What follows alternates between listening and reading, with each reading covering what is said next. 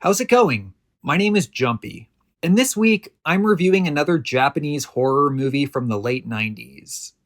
That's right, it's Audition, which was released in 1999. It was directed by Takashi Miike, and this was the first film of his that I ever saw about 20 years ago. I apologize in advance for all the names I'm going to butcher throughout this video. The first time I ever saw Miike himself was when he had a cameo in the Eli Roth movie Hostel, as the guy who shows up and says, "You could spend all your money in there." After that, I watched 39 movies that he directed, as well as his miniseries MPD Psycho, his segment in the anthology movie Three Extremes, and his episode of the anthology TV show Masters of Horror. It's been at least 15 years since I've seen most of these. The most recent ones I saw were the 13 Assassins and Harakiri remakes. And those were still about 10 years ago, so I haven't seen any Miike in a while. His movies definitely vary in quality and how much I liked them. Like, Andromeda wasn't that good, even though I like the pun in the title. And I think you should avoid the Harakiri remake, and go watch the original from 1962 if you haven't seen it. As far as Miike movies go, Audition was always one of my favorites of his. The movie begins in the most melodramatic way possible.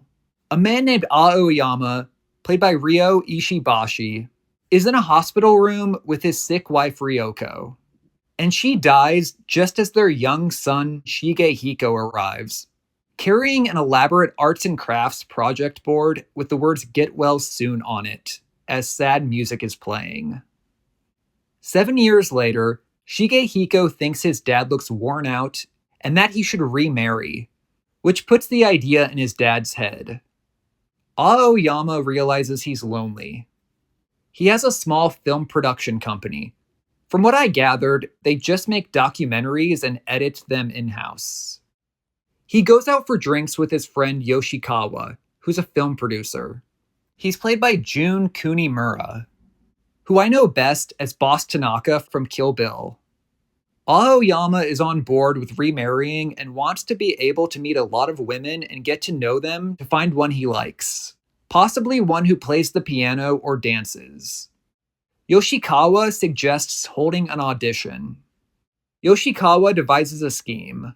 He takes a story from a documentary that Aoyama worked on about a former ballet dancer and repackages it into a narrative romantic screenplay that Yoshikawa can actually make into a movie. The plan is that Aoyama can marry one of the women who gets pretty far in the casting process, but not the one who gets the part. Aoyama brings home a bunch of documents with pictures of potential actresses, information about them, and essays that they wrote. One thing I like here is that his wife's picture is on the desk and he turns it so that it's facing away and not watching what he's doing. He chances upon the papers of one woman named Asami, played by Eihi Shiina.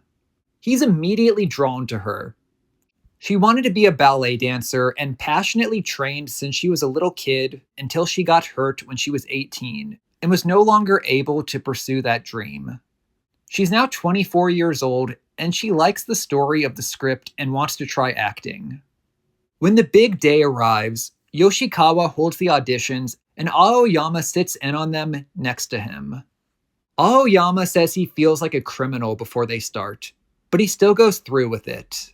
Then there's a quirky comedic montage cutting between the auditions with a wide variety of types of women. Yoshikawa asks absurd questions like what do their fathers do for work, if they've seen any Andrei Tarkovsky movies, what kind of men they like, and so on. My favorite part is when one woman comes back in a second time and introduces herself again, and they ask if they've already seen her, and she says she wasn't finished. Aoyama isn't asking any questions and looks ahead to see that Asami is the 28th audition of the 30 women. He gets nervous and goes to the restroom during a break and sees her in the waiting room.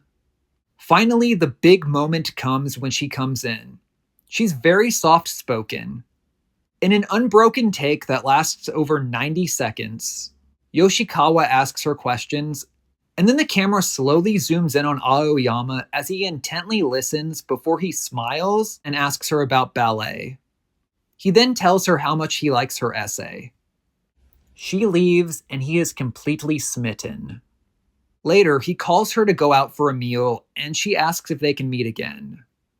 Now, there have already been a few small hints that this movie might be heading somewhere dark.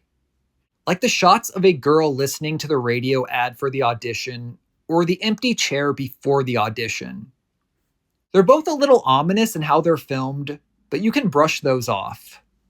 Additionally, there's an odd little jump scare when Aoyama is talking on his phone in his car while it's raining. The first shot is filmed from inside the car, and you hear him talking and the rain quietly in the background. Then it cuts to an exterior shot with the rain being really loud, and you can't hear Aoyama. This lasts for a few seconds before cutting back to the first shot, where the rain is quiet again. It's definitely jarring. Yoshikawa starts checking Asami's references and realizes that things don't add up and starts getting suspicions about her. It's about 45 minutes into the movie when we find out with no ambiguity that something is wrong. I don't want to go into too much detail, but the movie gets fucked up and goes to some very dark places. It's going to be too much for some people, and that's totally fine. The movie itself doesn't prepare you. The DVD I had made it very clear that this was a horror movie with the picture on the cover, including the blood and the critic quotes. This is a wonderfully constructed film, and it would completely catch you off guard if you went into it knowing nothing in advance. But it's just really mean to recommend this to someone if you don't know them really well and know that they can handle it. So it's easier to just give a warning beforehand. Obviously, what Aoyama did was wrong and not very dutiful, even if he was hesitant about doing it. He deceived those women and abused his power. Or technically it was Yoshikawa's power, but whatever. To find a wife. But I still like watching this character, and the acting is great all around. I love the look of this movie. I mentioned the long take during the audition earlier. There are other shots that go on a little long and deliberately linger. When it turns into a horror movie, it still feels normal at times, but it will throw in interesting choices, like an overhead shot in the middle of a dinner scene that's out of place. Additionally, it intentionally breaks the 180-degree rule during a dialogue scene to be disorienting, as well as using jump cuts and Dutch angles a few times. And there's some moody lighting. There are a few other jump scares that are fucking amazing.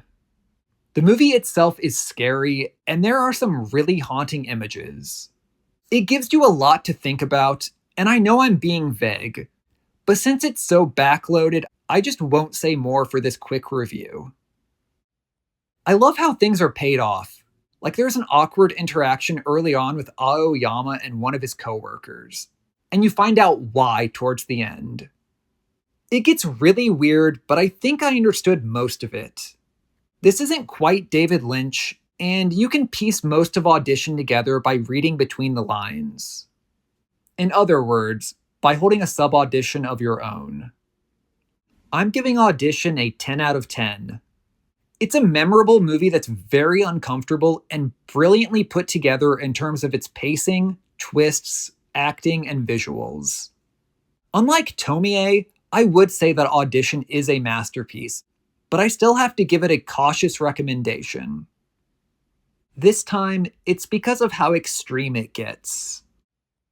Thank you so much for watching.